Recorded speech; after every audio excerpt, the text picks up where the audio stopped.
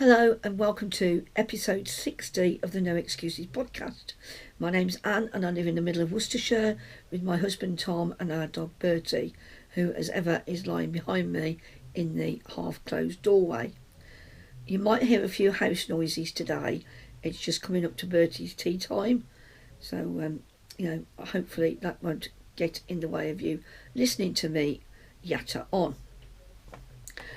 I think it's 2 weeks since I recorded, so hopefully you will get this within a fortnight, sort of, that I try and do a fortnightly podcast.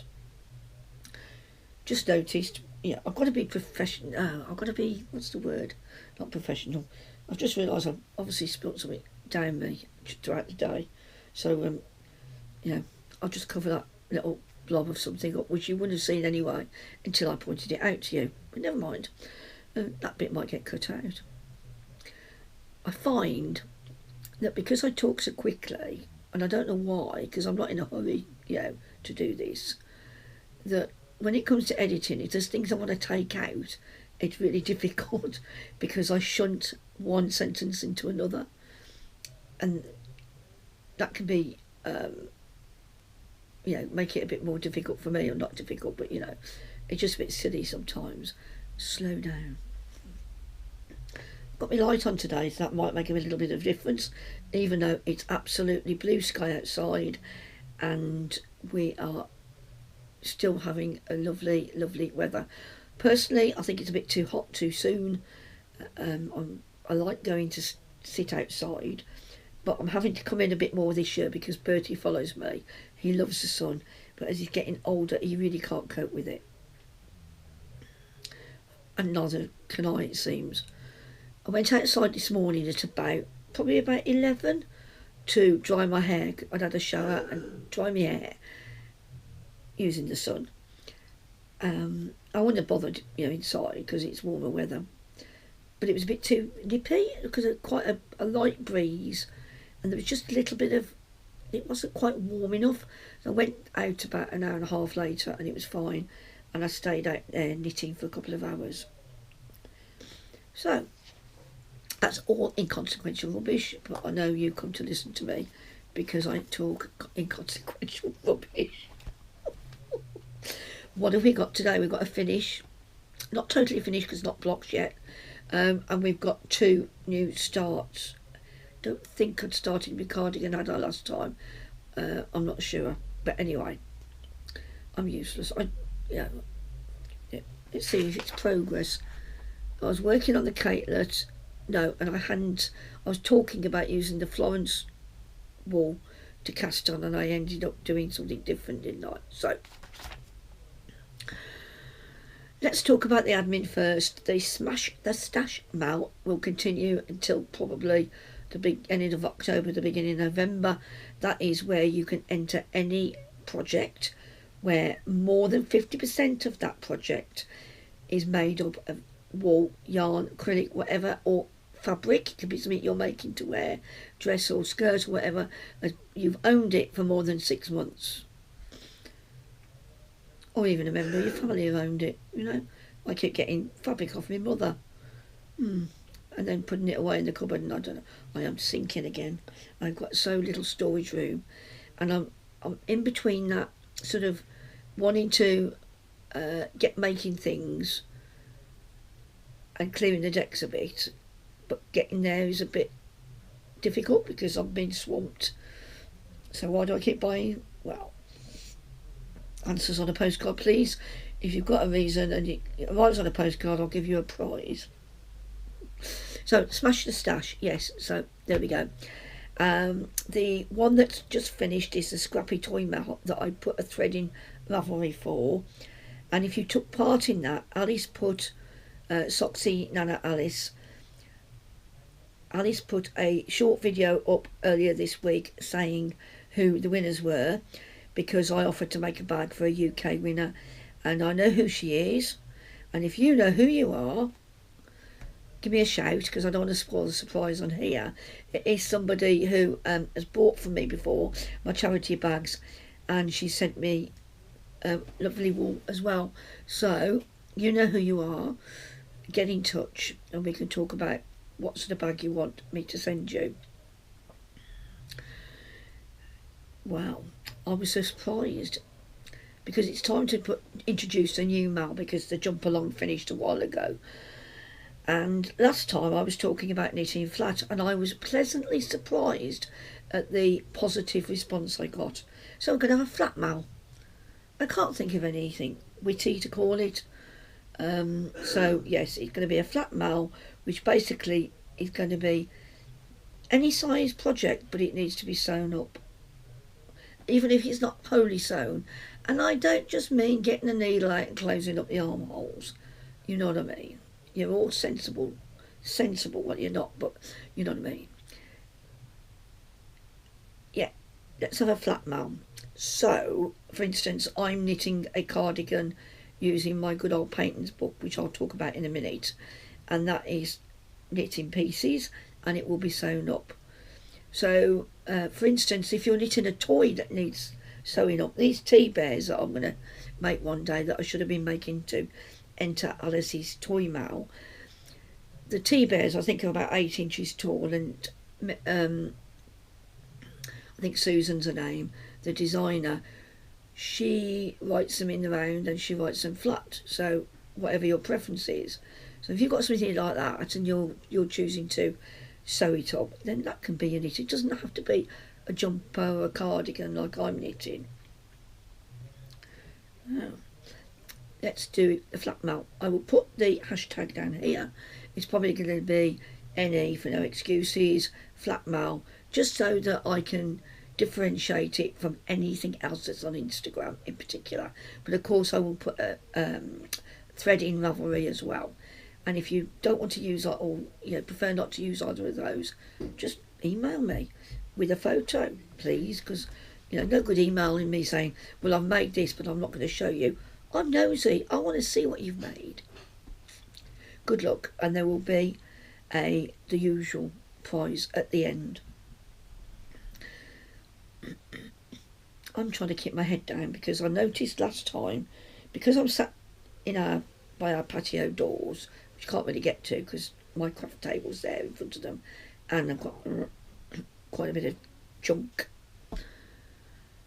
I kept lifting my head up, and I think that's partly because I've got varifocals on, so I'm like that, and a lot of me, you should see the reflection of my glasses, and I know people don't mind that, but I'm aware that it does look a bit weird, so I'm trying to keep my hand dry. Anyway, right, let's get into the podcast episode. So we're on number 60. So we're chipping away at them, aren't they? Last time I showed you a new cast on, and it was the Catelet by Kate Celine. It's not available on Ravelry.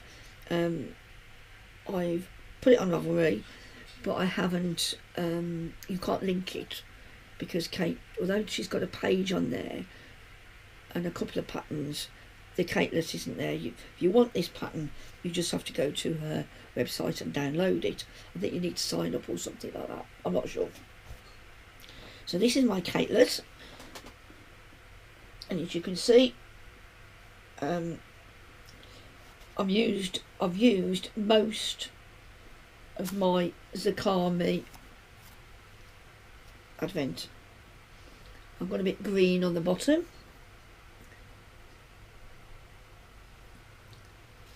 So this is quite a simple pattern, and I've really enjoyed doing it, and it didn't take me long. Well, it hasn't taken me long because I've already finished it, and I just knitted it to what length I wanted.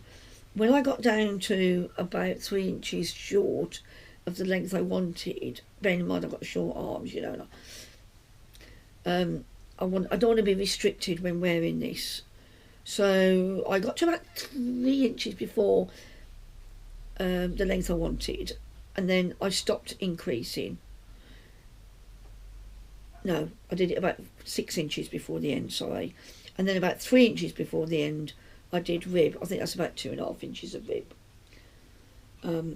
Yeah, and I'm really pleased. And I also started using, instead of doing one round in one colour and then another round in another, which I'd done throughout, to mix it all up, I'd started using generally 1 mini at a time.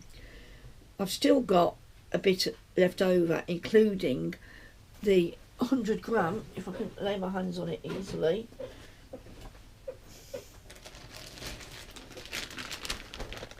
Excuse the old rustling. I've got the 100 gram, I've got other bits and pieces, but that's the 100 gram that I've got left, which is greens and not mustard, but a lovely sort of caramel colour and black mainly. So you can see it's quite a nice mixture. I think that would make a lovely hat go in the cake, wouldn't it? Because, you know, we're not going to have the heating on next year. I might as well sit with the hat on. And I've got a few other minis. Colours I wasn't so keen on. There's one in here which is quite emeraldy that isn't really me. But I don't know whether people... I mean, I could put that back on the niddy noddy because it's a mini. I've only got a small niddy noddy. I haven't got a full size one. I've got one that's suitable for minis. I could put it back on the niddy noddy and then put it in one of the giveaways, you know, as part of a little extra for people, because it is very, very soft merino. I think it's 100% superwash merino. It's from Zakami, who have their own website now. They started out on Etsy like a lot of people do. But my issue came when it came to casting off, because I've got plenty of room. This is plenty big enough for me, you know, even me. It's going to go around me. It's a poncho, so you, by the very nature of how you normally knit ponchos, you've got plenty of room in them. I mean, usually, quite often they're designed as an outer garment, aren't they, really? So that they are, by nature, oversized is the norm. So I decided to do an I-cord cast off. And then I didn't like that because it was too fluted. And then I did the same with the Icelandic cast off, and that was too fluted as well. They were all too stretchy because I was knitting it on I'd gone down to a 4.5 needle, so that's just a little bit bigger than I've normally knit the body of something with using double knit wool. But it's quite a plump double knit. And then I did the I don't know what it's called. It's the one where you knit two together, put it back on the needle, knit two together. And again, they were all fluting a bit too much for me. And like I might have said to you last time, if you overwork the yarn, it starts to unravel a little bit because it is soft. So I just did the classic cast off in the end. So, you know, 1 over 1 over 1 over 1, you know, knit one, bring the one on the right hand needle over, knit one, you know, and just work my way around there. And I'm pleased with that now, because I think that looks fine to me. It's very, very slightly elastic, isn't it? But I don't need it to be elastic, you see, because I've got more than enough room in there. So that's my catelet. I've forgotten to wash and block it. I think I might just spray it. Don't really want it to lose body or anything. Not that it should, but it's scorchier out there. And if I can't do it tomorrow because I'm going out quite early, but on Saturday, if we've got good weather, then I will probably spritz it, and then with a bit of eucalan in the water, spritz it both sides, put it on the blocking mats, and just gently tease it into shape, because I don't know if it really needs blocking, but I'll just give it a freshen up, if you know what I mean. So that's my catelet, and it'll get weighed so I know how many metres then that I've knitted, unless I've already done that. So that's finished. So that's 2 podcasts and 2 finished items. Right then, progress. Well, I am knitting a raglan cardigan from my trusty Patons book, which I've shown you before. It's a family knits Patons 3780. I don't know whether you can still get this, but I've made great use of this. because I've knitted lots of things. I've used most of they had like pattern panels or stitch patterns in the book as ideas that you can add to your designs, to your makes. And I have put most of them into various things, especially ones I've knitted for my mother-in-law.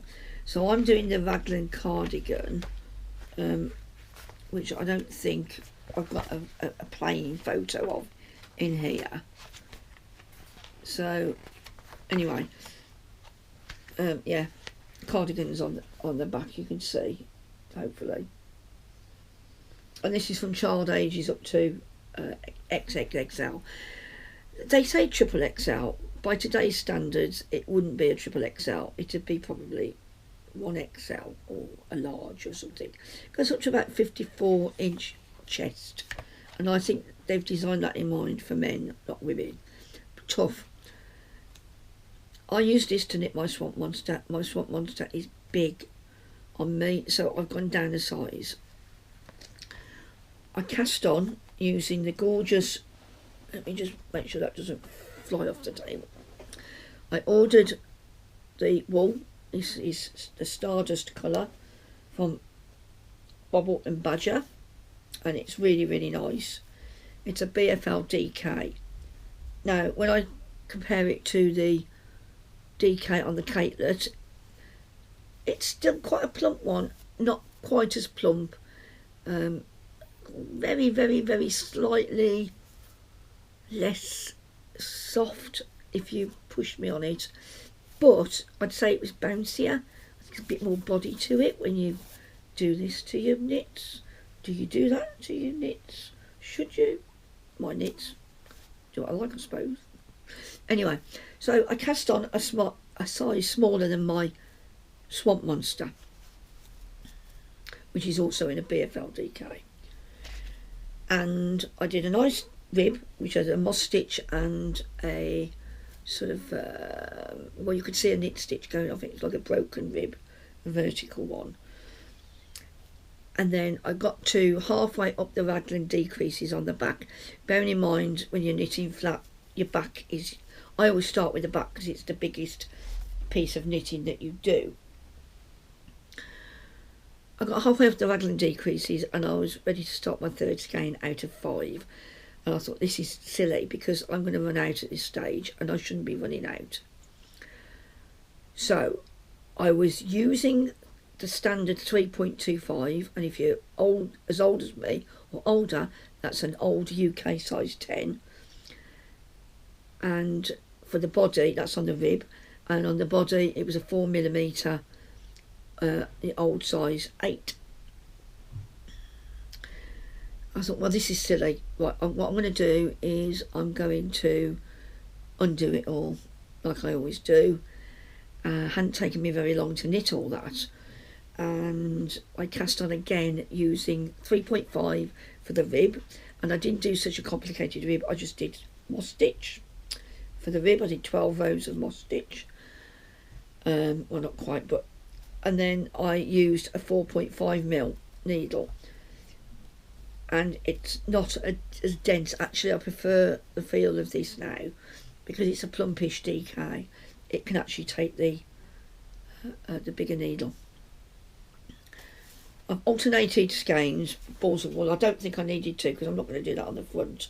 I don't think I needed to, but now I've finished the back, and I still had a little bit over from one of the skeins, so I did it using just less than 200.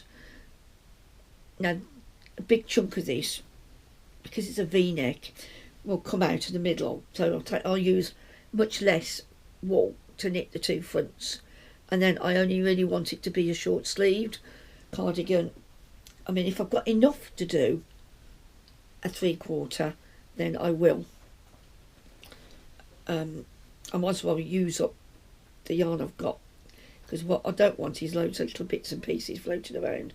I wouldn't mind a little bit just to do any darning or whatever, you know, might go wrong. I usually keep a little bit back, but otherwise I haven't put any pattern in this. But as you can see, I mean, the raglan is quite deep, isn't it, really?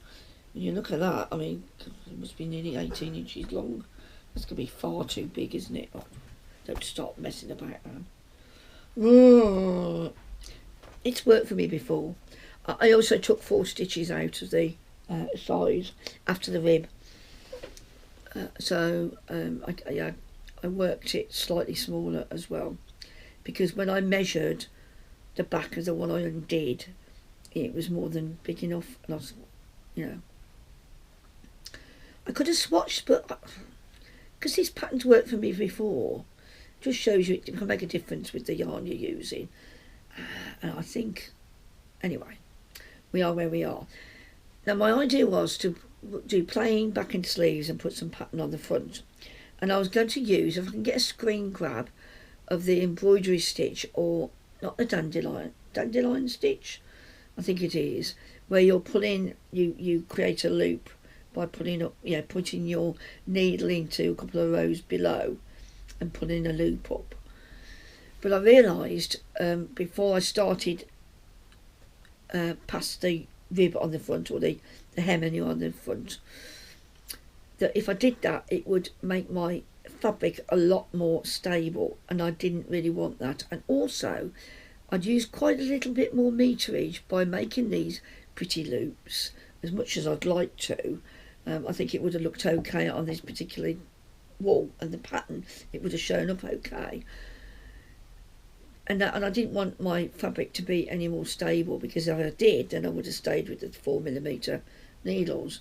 So every project I do is a journey, and I wonder whether it's because I know a bit more about knitting as the older I get, or am I slapdashing somewhere at the beginning? Yeah, I don't do a swatch, but I've rarely done one in all my years of knitting. I'm hoping that's going to be okay. What I might do is do one front, pin the shoulder and the side seams, and try it on against myself, because that raglan does look a bit long. I did the right number of rows to compensate for the stitches I'd lost, but it still looks quite long, doesn't it?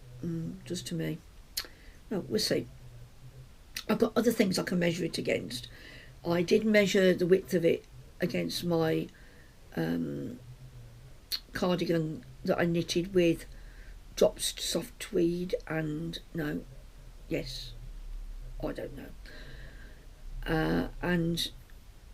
a silvery mohair. It's got like a vertical horizontal pattern on it, and I quite like the fit of that because it's a lot more fitted than the Swan Monster. Tried that, and it was roughly the same width, so I knew I was along the right lines. Now I'm going to do some multiple choice questions now to make sure you haven't fallen asleep listening to me going on about it. I've just realised that I could have put some beads in there, look, because they go quite nicely with the green splotches. And how far up the front I've got. Actually, I think these beads are probably too small for double knitting, because they're size 6, sorry. I don't think they'll be big enough. They go better on 4-ply. Scrap that idea. Anyway, now we're going to mix things up. Very, very, very serious this is.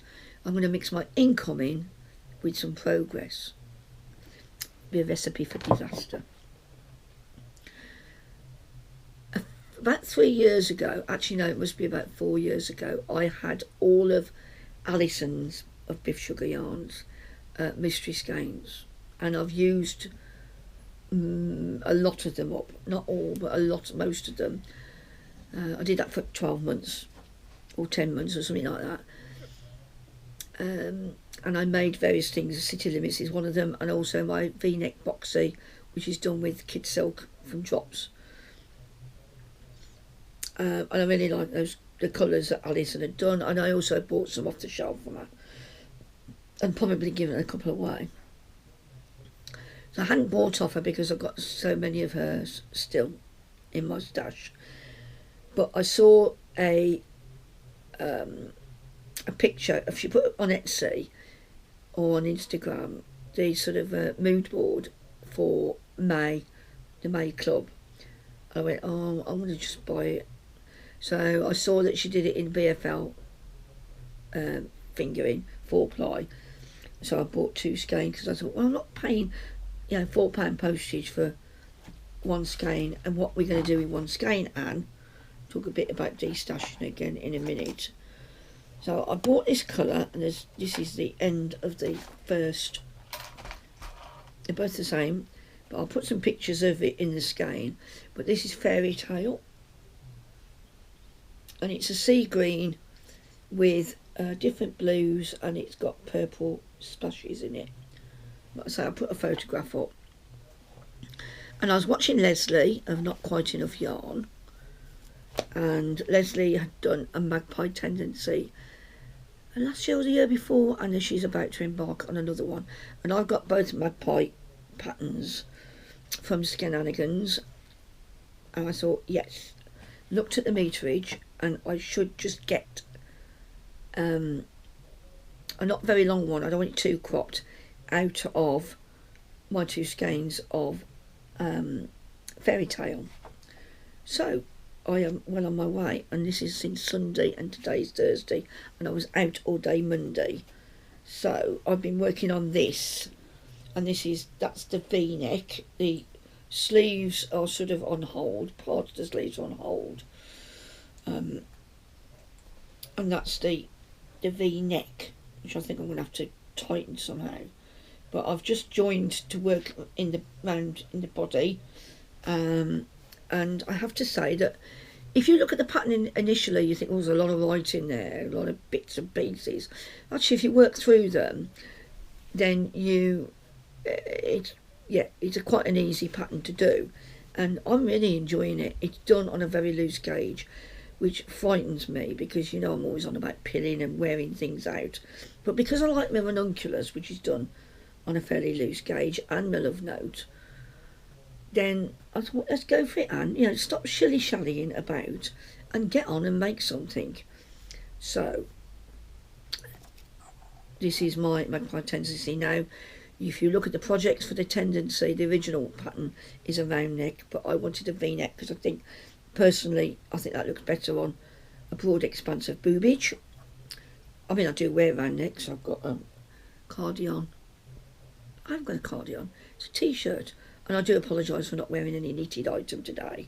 I still haven't got my summer clothes out of the wardrobe. But this is an old manta shirt that I'm wearing over, hopefully, a coordinating t-shirt. Because I do like to be coordinated. Even at home. Well, not always at home. Anyway, I looked at some of the project pages for the V-neck one. You can do colour blocking, that's what I was going to say. Because you start at the shoulders, and you do the shoulders, and then you pick up for the fronts and the backs off the shoulders. And this pattern is not unique in that. I've knitted, I think it was the Mossy Way by Carol Feller, in the same similar construction to that, and that was an interesting knit as well. But this has kept me really interested because it's growing very quickly. But I didn't want to colour block because I think I'm going to have enough wool, and if I haven't, then I will get another BFL, or I've probably got something that will coordinate in it, and if necessary I might use the dark bidding from Attic Spin Dye. I know it's a merino, but I don't think that's going to do any harm, just to finish the body on this. My plan is to use this.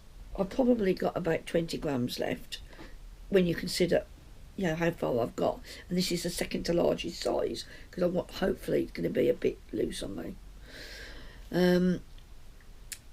Finish that, and then I'm going to use the other ball to do the sleeves to my liking, and when I've done the sleeves I'll just use everything else up on the body, so it'll be as long as I can make it, probably without it turning into a tunic. I won't have that much yardage. I think I've got it here. It's a 80/20 super wash BFL nylon high twist, and it's 365 meters for 100 grams of beef sugar. So so it's not a 425, it's not a 400 meter, skein. I've got a little bit less than that, but I should be alright, apparently. I have made a mistake. I read the pattern, and because it's on Ravelry, I'm going to talk about it here. Otherwise I wouldn't, because it is a paid for pattern. But the pattern tells you to do an I-cord and then lift the stitches off the I-cord, and I think I tried to do that last year and I got ratty with it, so I put it away and thought I'll do it another time. But because I think these two skeins are perfect for what I want to do with this, you know, it's not often that I feel that I've matched a pattern to the yarn. Then I wanted to get it started before I changed my mind.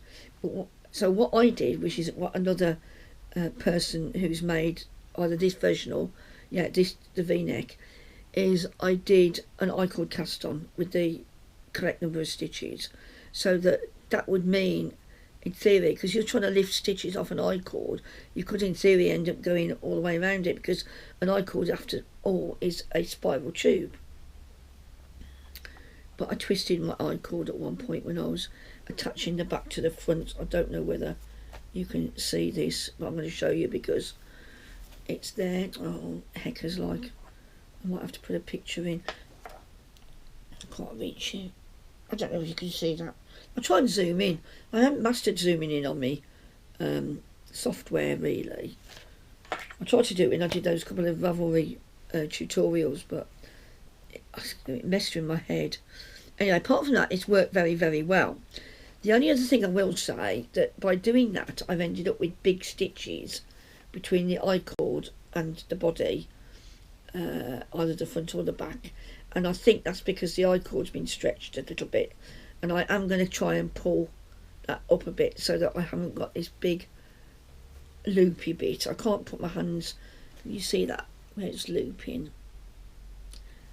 between the I-cord and the body, because you do a bit of picking up and knitting. So yeah, I recommend the pattern. I think it's very nice, good, it's interesting, it's kept me going, and now I'm at the less interesting bit because I'm just going to go round and round and round, but I'm pleased with it. So incoming from Biffsugar Yarns just happened to coincide with Leslie saying she's going to do a second Magpie tendency, and I thought yes. Now I think Leslie's are most likely multiple colours. I think, is it striped? Can't remember. But either way, I like the look of it, and it inspired me to have a go at it myself. I've had the pattern a couple of years now, and I've always wanted to do it. So quite a bit of progress for me, really, in 2 weeks, and I'm pleased with it. Bearing in mind I've knitted the back, virtually the back of my cardigan twice. So you've seen that incoming, and then the other one is my bi-monthly from Emma Yarnworthy, and this is the third of 6. And this, yeah, it hasn't got a name. It does remind me of her Secret Garden colour that I've got in BFL, but this is Merino Silk and Yak, and I've got this, and I've got a Bear Grey as well, which I've shown you before. Now I've written to Emma and I've said I've got enough Bear Grey now, can I just have 2 of the colour that you do for the next 3 instalments? And she said yes. It costs slightly more for the colour as opposed to the Bear yarn. I'm going like that because it's probably behind me, but I'm pleased with that. That's a really nice colour. That is way up my street, isn't it? Russet one end and green the other. Actually, you know, because this is very similar to the Blue Moment colour, and I've still got 2 skeins left over from that, it may be a jumper, stripy jumper, would look good using bits and pieces up. So, yeah. So that's my only incoming. The, yeah, I've bought a couple of patterns on Ravelry. They'll be in my library, but can't remember which ones they were now. I don't know. The memory's not as good as it was. I've not written anything else down about what I've bought, and to my knowledge I've not invested in anything else. So I'm not being ultra good, am I? But I'm not as off the rails as I used to. I'm still waiting for the needle and thread yarn. I think I'm going to ask Libby if she's still happy to do it, because I'm slightly concerned that it's not turned up. She said it would be a couple of weeks, and that was about a month ago, so I might just ask her if she's still alright to do it. Now, that takes us on to, what have I been doing? Well, actually no, let's talk about the D-stash first, because I mentioned doing, instead of my charity bags that I've done the last 2 Christmases, what I want to do this year is make bags that aren't necessarily Christmas themed. I don't know if the first year were anyway, it might have been, can't remember. But what I want to do this year is to put some of my whole skeins in there instead of a bunch of minis. So this year I want to, in order to raise a bit of money for the Stroke Association, and that's my main driver to do it, is to do a bag and a skein of yarn out of my stash, and there may or may not be an extra in there as well. Because everything's gone up in price, I want to be able to charge £33. It was £30 last year. I'm thinking of the 33, and that covers the postage, and the minimum postage second class for a small parcel in the UK is £2.99 at the moment. So, and then that gives me £15 to, well, 10 to 15, I'll see how it goes, for the Stroke Association, and £15 to me to pay for materials and things. So I think hopefully you feel that you're getting something that's worthwhile. You wouldn't be buying off me if you didn't want to, obviously. So I've got 6 orders in so far from the last podcast. I am going to be making these over the next 2 to 3 months, so there's going to be no rush for it. But if you do want something sooner, let me know. I will be asking each of you if there's things that you don't like in terms of what I want to put single skeins. I mean, I don't think there will be any merino, silk and yak in there, because it's something I've had more recently. But I've got some whole super stock. For instance, I'm happy to mix and match, but in order to do that, I've got to know exactly what I've got in my stash. I've got 2 bags 1 and 2 down, identified what I could de-stash from there, but then they've gone back up and I've realised that I could have put other things in. For instance, I've got some Holst garn, super soft, and those of you that have used it know that it feels a bit thin on the hands. It's still got the spinning oil on, although it doesn't feel greasy. It blooms when it's washed, alongside with the toning colour of Rowan Kid Silk Haze, that I made my love note out of. So if you know, and I'm quite happy to put some of that, like a ball of each, in instead of a single skein, if people, if somebody's in particular would like that. But it's going to be difficult for me to say these are the skeins on offer, right? Which one do you want? So I think I can give myself a month now to identify all those that I want to put up for de-stashing or into the bags, because the ones that don't go in the bags, because I won't sell lots and lots and lots and lots of bags, I'm not anticipating to, then I will then do a de-stash probably on Instagram or via here, so that you my regular viewers get first choice. So I want to find a way that's fair to everybody, but I do have a tendency to tie myself in knots in trying to be fair. So I will identify everything by it's beginning of June now, isn't it? Well, it's the 8th. So by the end of June I will have identified hopefully everything I want to put in the de-stash, and then I will share with you. I'll probably do a separate video for the de-stash, and I'll say, right, those who want to buy bags have first choice. What's your first and second choices? Again, hopefully there won't be any clashes. And then I'll make the bags up and get them out, and then I'll do a de-stash. That makes sense. Now, if you've got any ideas about how I could be fairer or more efficient with this, then let me know, because I do have a tendency to tie myself up in knots, as I say. So, what have I been doing since I last spoke to you? Well, we had a bank holiday a week ago Monday. I didn't do much. I'm not sure I left the home in a week, really.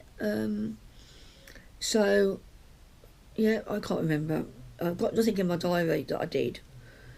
I met Penny last week. Maggie's gone to America and for a few weeks, and I met Penny and we had a chat around the pub, a couple of hours, which was nice.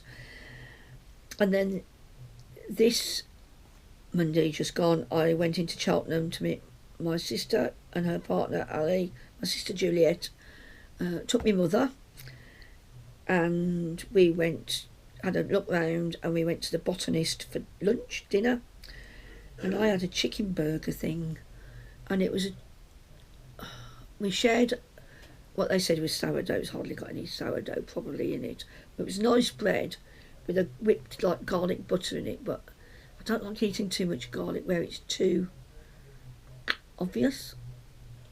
And the bread was served warm. It was like a domed bread, quite big. There was 4 of us, and we shared a little loaf, and it had like a crust on it. It was like a salt and pepper, slightly oily crust. Mum kept saying, I think this has got garlic in it already, because she didn't want to eat any garlic. And I think it might have had a garlic oil on it or something, because there was a hint of that sort of thing going on. Anyway, so I had that, and then I had a burger, and on it was some like a pesto sauce, mayo type thing. It wasn't full on pesto. Grilled chicken, grilled prosciutto, which I read as prosecco. Why would you put prosecco on a chicken burger? What is the matter with me? And a bit of salad, and skinny fries I had with mine. My sister had the same, but she had chunky fries. I didn't eat all the fries. I ate half my bun, and I could have liked a pudding, but I decided not to. I'm probably going to be too full. But I did have quite a nice cocktail, which I decided, I was driving, but I decided it was going to be another 2 hours before I drove. And cocktails are usually not very alcoholic. And this was called an El Bandera Spritz, and it was served with Fever Tree blood orange soda, and it was really very nice. It's the sort of thing I could drink plenty of, so I might look to see if I can buy some of that. They had Aperol, but I'm not so keen on Aperol. Ali loves it, but I'm not so keen. Anyway, so that's what we had. We had a look round. Did I buy anything? No, I don't think I did. My sister got a shirt from Mistral, which is a little independent chain, and she bought a cord shacket from TK Maxx. Ali bought a few bits and pieces, but yeah, I didn't see anything I fancied this time. So I quite like Cheltenham. If you know where they are, they've got decent disabled toilets. We always meet in John Lewis Cafe. I say always, we only go but a couple of times a year. And the brewery quarter, like I've said before, is very good for eating. The parade's got some nice posh shops there. A lot of money around Cheltenham. The royal family live not far from there, that and Cirencester, don't they? A lot of people move to the Cotswolds. So it's quite a nice town to go around. It's not a city, because Gloucester is the city, the count, because it's in Gloucestershire. But I do wonder whether Cheltenham is bigger than Gloucester, I'm not sure. Anyway, so that's what we did on Monday, and tomorrow I'm going to a garden centre, meeting Wendy, who I've worked with for over 30 odd years. I've known her forever, and Amanda, that I've worked with for less time, but the 3 of us go out together, different ages. Wendy's in her mid-70s, I'm in my early 60s, and Amanda's in her early 50s. So, and we always have a good laugh, and we always have a nice time, so I'm looking forward to that. Although I was pretty knackered after going to Cheltenham. Realised that being tired doesn't help my physical being. You don't bounce back like you used to. And last Thursday I went up to my mum's, I've just remembered, to see my nephew Scott. Scott is the eldest of my two nephews, the eldest of my mum's two grandchildren, and he's gone off a gap year around the world. He's gone to Thailand first on his own, and we think he's been very brave. But yeah, I think he's going to enjoy himself. He's worked really, really hard. He got his degree while COVID was on, while staying full-time employed. He's now a fully qualified structural engineer, and he's done really, really well in his job. And hopefully he'll have a job to come back to if he wants to. You don't know, do you? People end up stopping off and staying around the world. Anyway, I've whittled on for long enough, 52 minutes, so it'll probably come down to 40 something. I will see you again in about a fortnight's time. Get in touch. I hear from lots of you regularly and I love it. And thank you very, very much for watching. I need to thank all the new subscribers I've had. Helen mentioned me in hers, Helen of Mousy Makes Pods, Helen Kettridge. She mentioned me because we met at Wonderwall. And of course Soxine and Alice has mentioned me. And if you don't watch Alice, then, you know, and Helen, they're both very good podcasters.